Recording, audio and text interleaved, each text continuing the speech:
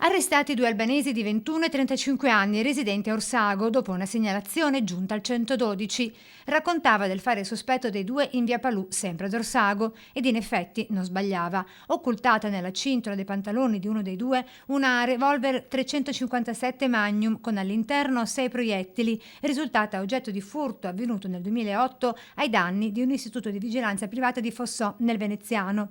Ritrovato inoltre un altro proiettile di calibro diverso ma non compatibile con la pistola. Ritrovato pure nello zainetto dell'altro un piede di porco, un cacciavite di grosse dimensioni, uno strumento tagliavetri, una torcia, guanti in pelle e berretti di lana.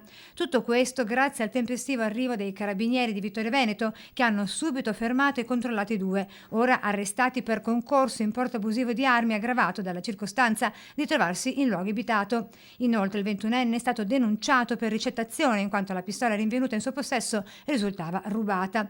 Con l'occasione i carabinieri invitano la cittadinanza a segnalare al 112 la presenza di persone e mezzi sospetti, soprattutto se viste nel tardo pomeriggio verso sera vicino a zone residenziali, al fine di poter garantire la più ampia prevenzione possibile.